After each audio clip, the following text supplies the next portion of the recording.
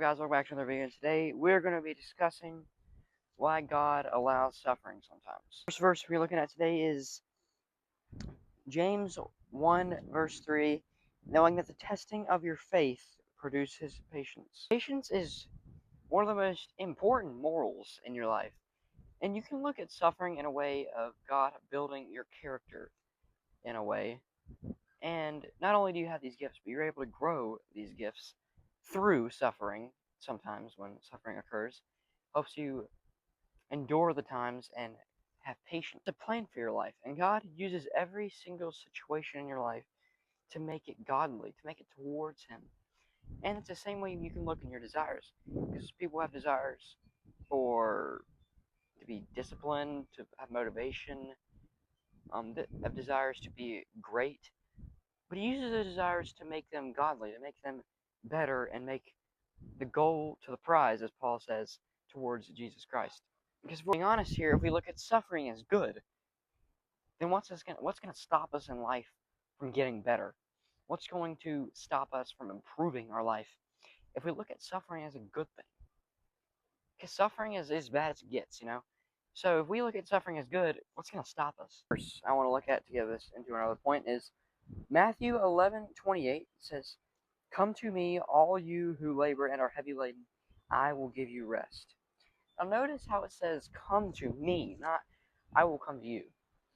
Now in some situations, God will try to draw us towards Him, but most of the time He uses situations, He uses suffering, so that we will come to Him when we are weary, we are suffering. So we have to look at it in a way that it's our growth with God.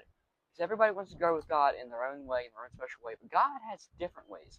God has different plans for you to grow. God is finding different ways to bring you to Him and getting memorable experiences. So when you do suffer, you will have that memorable experience to go off of and to remember. Because we all know God is going to do it once. He's obviously going to do it. Just like the many, many, many miracles He did on earth, and He still does them now. So God uses certain situations to make them memorable, to realize your past, to realize what you've done, and to just notice how far you've come, and realize, why am I going to be so scared now when He's already done this in my life? Why do I have to worry now when I already know what He's able to do? And let's be honest here, God looks at problems as good things, and that's the way we should be. Jesus, He says, Peter, in 1 Peter, it says, 1 Peter 2:21, it says, "This you are called," leaving us an example that we should follow in His steps. So when we're following in Jesus' steps, Jesus looks at problems as good things, many of times. And so we're going to follow in His steps. We're going to have to look at those things as good, too. Third point I would like to get to is, if there was no suffering in life, how would we see God's greatness? Think about it. Because if everything's always good, what's going to be the great?